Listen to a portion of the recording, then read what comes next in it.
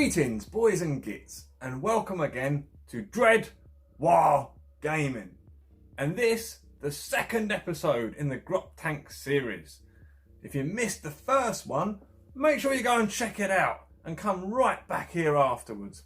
In the first Grot Tanks episode, we took a look at what a Grot Tank is, where you can get them, and discussed a few options for converting. But this time around, we're going to be looking at actually converting up a bunch of Grot Tanks. So I've got hold of a bunch of the Forge World and Cromlech Grot Tanks. I've also got something to show you from Ramshackle Games and from Foxbox Minis. So let's dive in. But before we do, I've got a little bit of a shout out for someone that I think you'll really appreciate. Fantastic artists who I'm collaborating with. If you haven't already noticed the title cards, of course you bloody have. They're all thanks to an artist called Necrobunny. And Necrobunny is on Instagram, so I really urge you guys to go and check them out. And check out these amazing images that Necrobunny put together too. If you like them, make sure you follow them. Okay, so follow Necrobunny, guys, if you want to see more awesome, cool stuff, and give them a little nudge and say, more orky stuff, please. And if all that wasn't enough, we're going to discuss my entry for the Skarnir Big Mech Small Vehicle Contest, in which I scooped second place with my entry. So I want to sort of like discuss with you guys, or review my entry with you guys, and sort of talk about what I did and what I would do differently. And also, very interestingly, the first, second and third place in this competition all got scooped by Grot Tanks. So that's very interesting for the viewers of this particular episode, I do think. So, you know, they are very popular. Clearly, even if their stats aren't brilliant and they don't play well, they're obviously something that everybody loves to love. They're fantastic. They're great fun and brilliant fun to build. So I'm happy that first, second and third were all scooped by Grot Tanks. But all of the entries in that competition were absolutely brilliant, actually, to be fair. There was loads of really good entries. So I was actually worried whether I would even rank, because there was, I think there was 30 or 40 builds, and there was a good 10 that I was terrified of. So I'm lucky that I did rank. So we'll have a little look at that tank towards the end of this episode. And also we're going to have a little look at some fantastically inspiring community showcase models, because some of the viewers of this channel have thrown me some of their images of their Grot Tanks, and I want you guys to have a look at them because they're really inspiring, and I just can't stop looking at Grot Tanks because they just keep rolling out here. I've got loads of them. I'd like us to take a little look now at the Forge World and Cromlech Grot Tanks that I showed you in the first Grot Tanks episode. And this time we're going to have a little look at cutting them off the sprues, filing them down, gluing them together, and actually giving them some undercoat. Okay, so let's have a look. When you receive your Cromlech or Forge World Grot Tanks, they're going to come with the turrets attached as they are here, and the hull is going to have a few bits, and you're going to need to trim these down and file these a little bit more flat in order for your tracks to sit nicely on there. And the tracks themselves, this is where you need to be very careful because you can damage the tracks, so you need to be very, very gentle in sawing this off. Very gentle. Don't use cutters because this is resin, and if you try and cut it, you're going to apply pressure to the back being resin, and having no backing in some places, it's going to snap. So use a saw. Cutters though will be okay for this one, for example. The best way to go about something like this would be to just go in at the edges like that, all the way around. Next step, up to that step, just going round. Already did that one. Right, and then along here. We'll get rid of some of that chaff on the end there. We don't need that. It's not going to matter. Right, then we go bing, bong, bish, bosh, and then where else are we going to go? Along there, along there, along there. Yeah. So you can pull some of this off, see where we're at. Right, so that's where we're at the moment. So what you're going to then do is take a saw and cut this off. Okay, because you don't need this. Cromlech's exhausts and weapons come on sprue like this, so you need to again be very careful when you're cutting these off. Take your time and sand them off so they're nice and smooth, and then you can magnetise them and they'll end up looking a little something like all of these. This represents a lot of hours spent, I can tell you that. All of these have all got magnets in the end of them already, see? So yeah, that took some doing, but once they're all painted up and once my tanks are all set out, all of these lovely magnetic weapon options are going to save me a lot of effort and time in the long run, because I won't have to double up on my tanks or triple up on my tanks. I can just magnetically change the weapons out. So here's a couple of Cromlech turrets that I've already taken the bottoms off, see? And here's a Cromlech tank that I've just put together. So I've just put these tracks on here and the glues should be set. I don't worry too much about some of the filling and stuff underneath, because I'm going to be basing my Grot tanks anyway. It helps with stability because sometimes they're a little bit wobbly, and making them all uniform and such and so forth. And I prefer things based personally, so they're all going on little cool bases. So I'm not too worried about the underside as much. The turrets, as you see, all sit on lovely. And this one, I mean, they need some more filing yet, but you get the idea, you get the picture. Pretty picture as it is. I've also got a Forge World one here that I've used some of the Cromlech exhausts on. I think that one looks cool. Also looks good with one of the Cromlech turrets on it, no problem. Happy. And one thing you can do, another cool thing, and that one's got a magnet in it already, see? Ta-da! One thing you can do is mix and match as well, so you don't have to mix and match with Cromlech and Forge World exclusively. You can also get yourself some other tracks. So these tracks here are from none other than Ramshackle Games. And they just suit that tank perfectly, I thought. So I've stuck them on that. That's the other version of that one that I've put one coat of brown spray on. And I don't like it, but I've got lots of other coats of brown spray to go on anyway. It's just a test piece. A lot of the time when I buy new spray paints and stuff like that, I give them a test as an undercoat because, you know, why not? Don't hurt, does it? Not too much anyway, so you don't lose too much detail. But yeah, like the tracks on that one. If you do, then how about these ones? These are from Ramshackle Games too. And I was kind of thinking they went with this one kind of well. Especially if I sort of have it sort of sitting at the front of them like that. It gives a little bit of space at the back here for me to build something more, which I kind of wanted to do with this one. It could do with a big bulking engine or something. I want to build it up more because, again, I do have this same body from Forge World once already, and I did this with it. So this one is in a more completed stage of rust undercoat, which you might have seen in my previous Grot Tanks episode. But I just thought, you know, with that one being the sort of dinky size that it is, this one could be just a little bit bigger, and, you know, the same shape won't be so recognisable. Then I don't like having anything too similar. So that's that one. Right, another Forge World body I got is this one.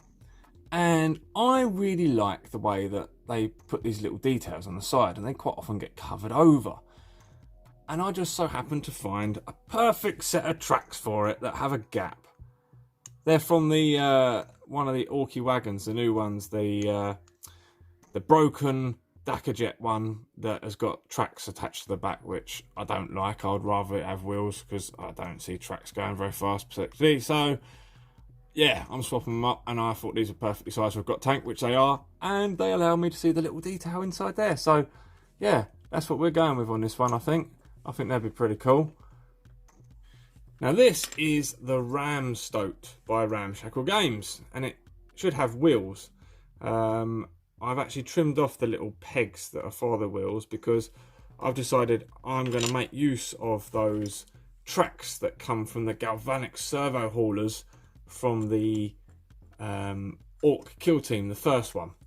The city edition of non-Ork scenery, as I put it, but I figure they work quite well here because this wheel here relates to this, and this one, this suspender here, or this hydraulic goes to this wheel quite well. I mean, it's a little bit of an exaggeration, just slightly, but I can build a little block to sort that out. I started cutting out and sanding off the skull, and I went a little bit too deep because of my hatred for the Imperium. But yeah, I basically just fill that in with some green stuff and smooth it off so it's nice and smooth. And then I'll add my own glyph over the top of it or something like that. So, but yeah, I just thought I'd show you. That's what I'm going to be doing with those. So this one will be one that you'll start to see progressing by the next Grot Tanks episode. But now let's have a look at some of the ones I've actually got to a state of being ready for prime and actually are almost there. So first of all, we've got this one, which isn't really a Grot tank. You could really, I suppose, call it an Ork buggy, but as it goes, it's very small for an Ork buggy. So it's more like a Grot buggy. So it might as well be a Grot tank. So it's got a magnet on the top here where I can put a weapon, so it can be a big shooter, burner, or rocket launcher as well. So it can behave just like a Grot tank. So that's what I'm classing that one as, because it is, because I said so. Then we've got the one I just showed you guys that's only got one layer of paint on so far. Okay.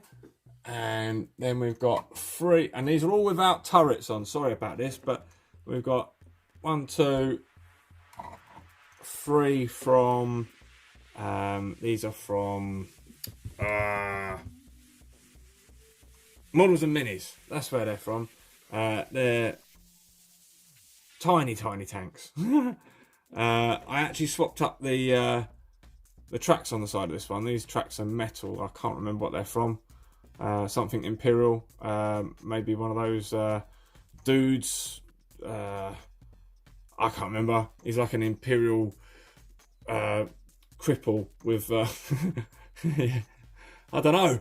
He's like a cripple dude that goes around without a wheelchair. He's just got these tracks instead, and he's got a drill arm or something. I can't remember quite properly. Maybe he's a tech marine or something. I can't fucking knows. I'd see how much I know about Imperial stuff. No idea. But I also stuck an exhaust on it from either Cromlech or Forge World, that is. Same as what I did with these ones as well, see? Just to tighten them up a little bit and to make them so that they're not just straight out the box. I used the original tracks on those two though, so they've stayed with the tracks. I've got, this one is from Max Mini, and I've also got this one from Max Mini, which I absolutely adore. This one does have its turret on. This turret does also fit on a lot of the others. It will fit on all of them as well. It's just, obviously it looks silly on those tiny ones. It just really fits this one really well anyway. It just looks so cool. I really appreciate that tank. It's one of my, if not my favourite. I really just love it. I think it's very cool. And we've also got this one from Max Mini. See, they're all piling in now. This one's actually got like magnetic turrets that are all, they're movable, and this one's also movable, but it's a bit stiff at the moment. It's got a magnet in the end, which I'll paint black. So yeah, and I added, of course, exhaust because I add them to everything. Still needs a bit of a touch up on paint there though, look, oh dear. But yeah, okay, let's keep adding to the pile of miniature Grot tanks, shall we? This is going to get silly. Okay, very quickly. Here's another fantastic mix of Cromlech and Forge World components. Lovely. This one's a bigger one. It's a bit more of a commander tank. That's a Forge World one. Very cool. No, Cromlech one, sorry. What am I on? Oh, yeah.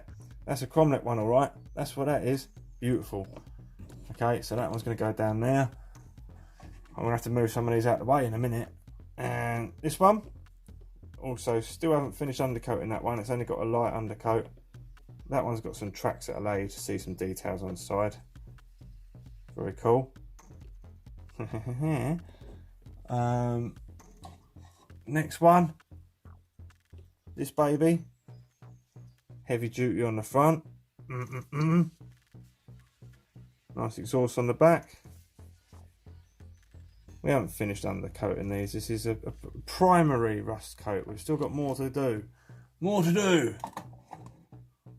And we got this one.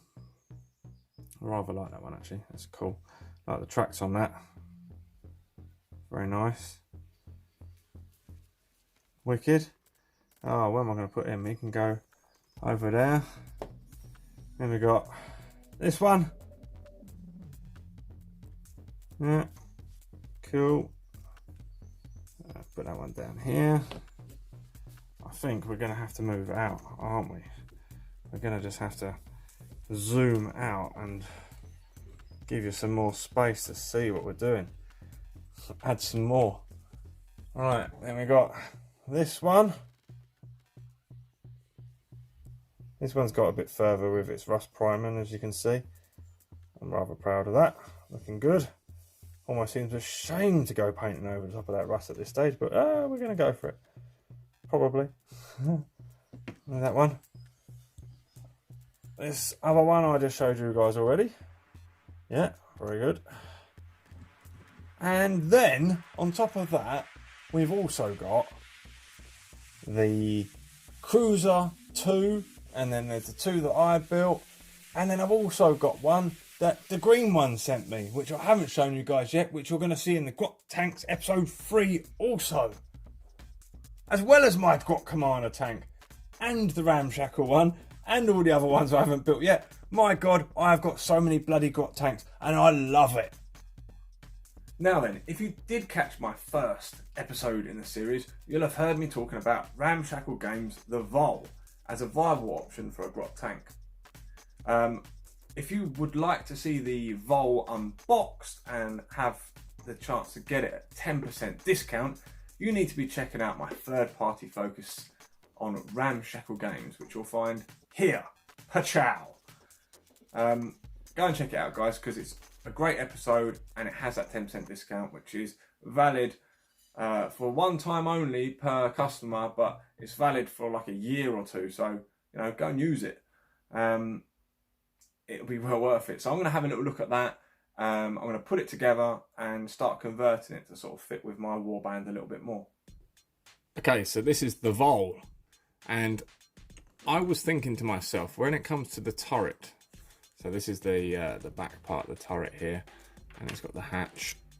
So I was thinking, I want to make it magnetic to accept all of these different weapons, but then I was also thinking, I also want I want this tank to be able to carry the other Grot tank weapons. So I was considering building the front of this up and sinking some green stuff in to make the hull to accept the other Grot tank turrets, which are all on these rounded ends.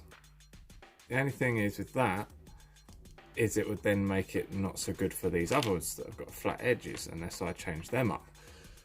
But it's not even a worry, because Kurt has actually bothered to make these so that the turret size, the hole inside of here, is actually perfect for the Cromlech and Forge World turrets. So I will go ahead and make the turret that comes with it to accept the weapons that come with it, because I can always change the turret out for another one at any time anyway. So that's fantastic. So it comes with this ram also. This back piece can also be removed. There's also another same size hole at the back there, although this wouldn't fit there because of the back of it.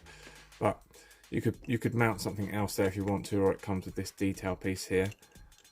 So I'm not sure what I'm going to do. I might use this detail piece on something else and build this back up differently. I'm just really sizing it up to decide what to do, really. So I've got a ram as well. That goes on there like that.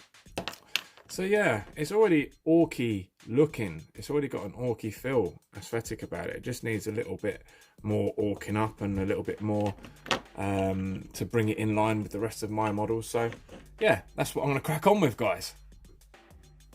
Okay, so I've glued the tracks in place. It's nice and steady. The only thing is that I used super glue. I didn't want to pin them, I couldn't be bothered, so I used super glue, but I also used a little bit of Gorilla Glue just in the center, and it did ooze, which was great because it did fill some slight gaps, but it also oozed out onto here, which I've cleaned a lot of it up. But when I go add in some pigments and stuff later on, that isn't even going to show because it's going to be rusted anyway. So there we go, that's the the main body, I've also drilled, or started to drill, a hole in the middle of the, well, I say in the middle, that's not very in the middle, is it, Artie? But, you know, I'm going to make that bigger anyway, probably, and sort it out a little bit. Doesn't matter too much, but yeah, that's for the magnets for the turrets. I've drilled a hole in the bottom of there too for a magnet, so that the turret will go on there magnetically, that way round even. I'm not going to glue this on yet, because I'm not sure what position I'm going to have it in, and whether I'm going to have a commander sticking out the top. Got commander sticking out the top. I think I probably will, but I'll leave that off for now too, because I'll decide with the angle of this how that looks positioned, high or low, because having that hatch thrown back might obstruct the view of that being on the back there, so I might raise it up or lower it down or build something out on it. I'm not sure yet, so we will see. As for the back piece, I've decided not to go with this little detail here. As cool as it is, and how perfectly scaled it is for a Grot tank, I think I'll use it on another Grot tank, on a different one, somewhere else. And instead, fill this space myself to make it a little bit more original with some kind of engine and something that's going to have the exhausts. I just don't want it to get hit by anything that I'm... you know, anything on a turret here, so I've got to be careful of that, so I've got to keep the profile of it fairly low. But yeah, I'm sure I can do something and have some exhaust flying up out the back. And the ram also, I'm not going to use the ram. I might actually use this for Gaslands actually, because it should be about the right size. I mean, let's have a look. Here's a little sneak peek at a car I was working on for Gaslands. It's nowhere near done, it's just the first sort of coating of very thin plastic card. It's going to have a shooter out there through the window. But yeah, this ram isn't so far off for something for Gaslands, so I think I might use it for that. Because it is a bit small and smooth for 40k, I think. Although it does fit on this perfectly well, I want to make something a bit more in line with the rest of my Ork stuff to go on the front of there if I'm going to have a ram. So yeah, I'm going to get about doing all that, guys. You might also remember in my last Grot Tanks episode, I was waffling on a little bit about the Foxbox Tiny Tank, or the Tiny Tank 1 and 2. The Mark II is the only one that's available now. The Mark 1 has been discontinued. But the very last Mark 1 Tiny Tank to roll out of the Foxbox factory has found its way to the Dread Desk. So we're going to have a little look at that, and we're going to put it together. So that's what we're waiting for. Let's go and have a look now, shall we? Okay, so the Tiny Tank, number 1, the last of its kind. So here we have the hull. Looks good. Nice little details in the window there. Hope the camera's picking that up. Very orky. Nice engines on the back. And some checkers, which I love. Groovy. And the tracks have also got these guards that come on the same bit. I've got to cut these off. Very nice indeed. Thankfully, no breakages on their way to me, so they're complete. That's good to see. Nice, nice. He actually made a really nice effort of wrapping it up in a little gift box. It was beautiful, actually. Here's the turret, so that sits in there. Now let me just, I haven't tried it against the other turrets. I think it's a bit too small. Oh no, perfect. Oh my God. Well, there you go, there's a win. Thank you, Ben. He's actually made these to also fit the Forge World Cromlech turrets. So, I'm excited because all of my Grot tanks are going to be able to be universally swapped around and changed. So I'll be able to have a whole squadron of them all loaded out the same or differently, however I like. Awesome. I'm really happy about that. And that means that this turret then will also work on many of the others. So, for example, on the tank that I just recently built, let's stick it in there. There we go. Job's a good one. Hey, love it. So that's awesome. And that actually comes with, let me put it back on where it belongs. Let's move that out of the way. So that actually comes with 5 different weapon options there. So we've got a rocket, That's awesome. Love that. Cool. We've got a shooter of some kind. It's got a coil around it, so you can get away with calling it an energy weapon if you wanted to too. Although that's much more of an energy weapon, isn't it? That's very cool. Let me move it over here. So you got that one, the shootery one, and the rocket, and burner. Very cool. I like the burner. I like the way that the pipe twists around it. That's very, very cool. Nice. And then the Grot filled with scrap. Awesome. I've got a few Grot and I do love a Grot. They're just so fun. So yeah, that's that.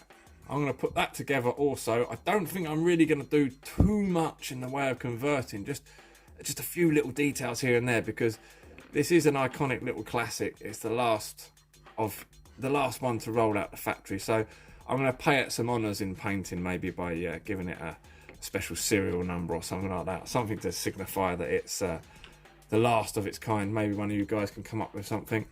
But yeah, I won't add too much because it is, you know, a class little vehicle, and, you know, being the last one, I do want to keep it kind of as is. Now, as you can see, I've put the tracks on this as well, and the track guards are in place. And I've made a hole for a magnet. I've still got to file it out, same way as this one. It's just a starting point. But yeah, and the same on the front there. And with all of the weapons too, they've all got a starting hole for magnets too. So that's that so far. Again, I still haven't decided how I'm going to signify it being the last of the tiny tanks. So if you guys do have any ideas, throw them in the comments for me and I'll really appreciate it. Thanks. There was also this little bugger, which I picked up at the model convention, which was an episode off right up here. If you didn't see it already, go and check it out. I picked it up. It's a Sturm Tiger. Now, it was a right job to get off of the base that it was attached to, because it actually had some tamper-proof screws running right through the base into the bottom of here.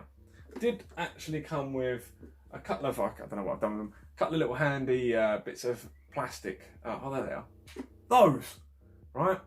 Now, okay, it's nothing special, but, you know, like, I always keep little things like that. That would be definitely used for some converting. But once we got the two tamper-proof triangular shaped screws out the bottom, which my friend thankfully had a size 1, which was the smallest he thought that you could get in those triangular size ones. So we removed them, and then there was some more underneath that are even smaller.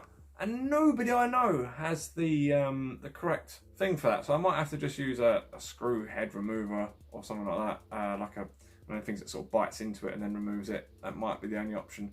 I'd really like to delicately get them out because, you know, this is metal and plastic. It's not all metal. But I definitely do want to take it apart. I want to remove these tracks. They're all ripped up and stuff. And parts of it are like the plastic bit at the back here. It's got it's very difficult to see really, but it's got a bit of a gap, and I want to convert it anyway. I'm not going to keep it exactly the way it is, and this gun turret thing needs to change, and there's a nice hole in there that is already bored out, so I can probably do some really cool things with that. So that'll probably happen in the next episode once I've got hold of one of these little special screws. I have been looking, but I can't find them. For comparison, just I've put it against the Ramshackle tank there. It's a similar sort of size. It is a Grot tank size. It came on a base, which I'm not going to throw away. I'll use that for something else at some point, maybe as a base for a building or a ruin or something like that. So keep hold of that. It also was attached through the base with two very annoying triangular screws with these.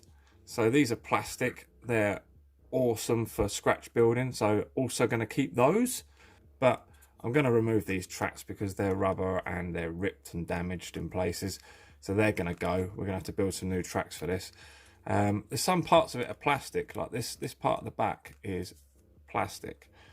You can tell that just by pulling on it, and it's not lined up so perfectly well with the rest of the model. A lot of the model is metal. I'm not sure about this plate here because that's definitely a plate that's added on there as well. It feels like metal. The gun feels like plastic. but I think the housing is metal again. The whole front top is metal. The bottom's plastic, and the wheels are plastic. So it's a combination model. So I'm going to take it apart first of all and see what we got, and see if I can gently price some of the parts off so I can work on them before I put it back together. So yeah, that'll be a further project for Grot Tanks 3. It's coming! Now let's take a look at my entry for the Scania Big Mech Small Vehicle Competition. So guys, here you can see the model. A few bits to point out. Ramshackle Games exhaust from the truck kit. Chrome nickel forge weld exhaust that broke and I had to repair it there. That snapped when I was trying to make the turret hole larger. This is a piece of plastic card. Obviously I haven't finished undercoating and whatnot, but a piece of plastic card here that I've made the perfect hole in, because I made a bit of a bodge of the one below. I mean, it's not too bad, but you know, I tried it with a power drill and it ripped the whole model around really quickly, and you know, broke a few bits off, including the barrel, which hasn't set on there as straight as I'd like, but it will do. It's orky enough.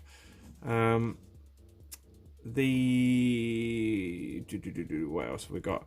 Got a little tiny little gauge on there. I can't even remember where that was from. Yeah, I don't actually remember what else is from where. There's yeah, a good bit of plastic card work and stuff. There's a little shooter here from no, don't know. Yeah, well anyway, it's I'm happy with it. The LEDs are the Ram's magnetic, that comes off. The LEDs actually slide out from underneath. I've literally just tabbed a little piece of plastic card on it so that you can just slide it up, and it sits in there magnetically. So you just tuck it up in there and it will stay there magnetically on its own, so you can just pull it out when you need to, or just leave it in there. So also take that out when I'm painting it. I've got to touch up some other areas too.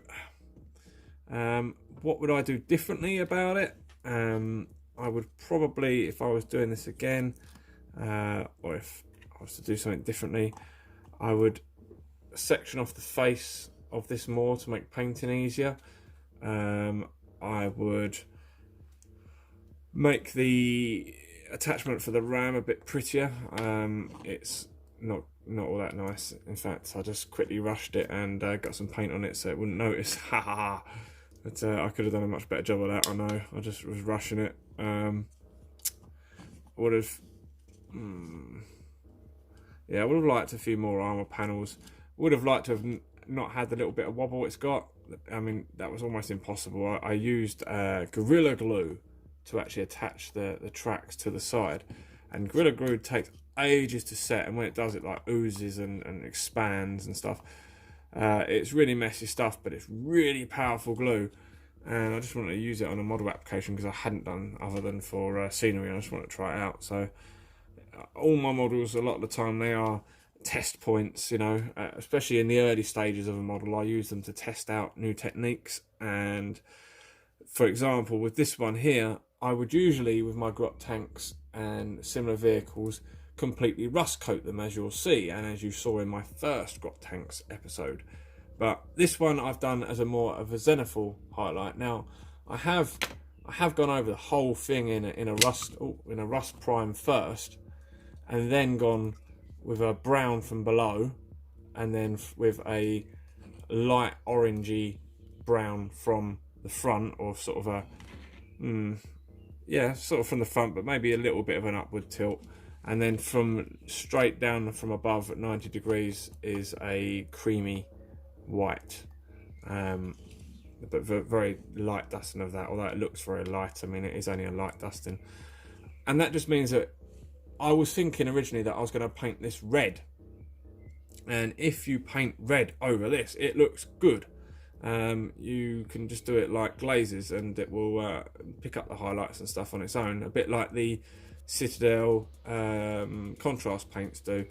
I mean, that's basically what they're mimicking, is what you do when you're doing a zenithal highlight.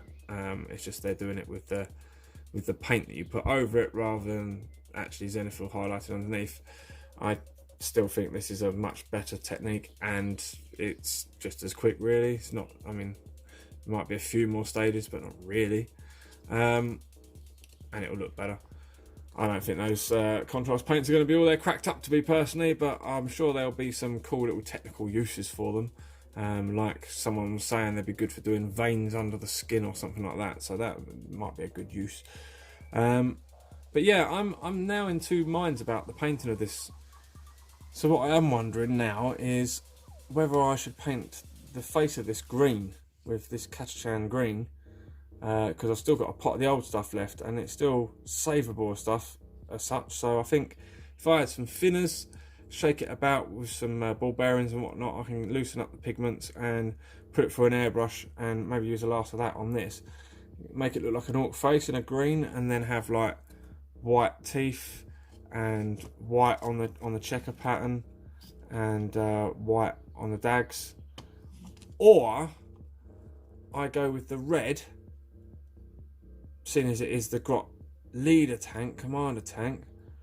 The red will look nice over this undercoat. Or I was also thinking maybe black, which will make use of the checks and dags nicely. Or do I go with a sort of raster dread theme? So I go with like maybe a green face, yellow on the ram, and red elsewhere. But I'm not quite sure exactly how I make that work with all the decoration-y bits. But yeah, let me know, guys, in the comments what you think I should do about painting this, because you know, you guys have seen me build it, so I think it's only fair that you guys have a little bit of a say in how I paint it. Finally, folks, here is the community showcase.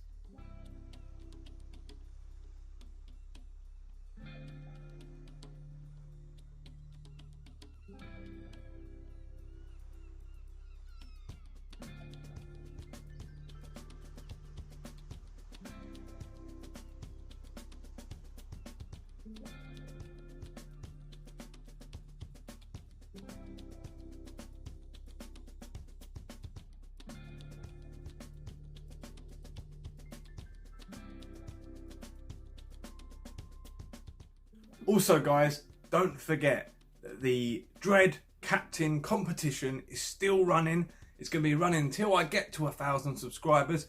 So you've got plenty of time. There's lots of different means by which you can actually enter. So go and check the video out now and see how you can get involved, because there are 3 amazing third-party prizes to be given away and a kids prize. So you can also get your kiddies involved. So make sure you check it out. Don't forget to like, share and subscribe, and tune in for the next episode. See you guys.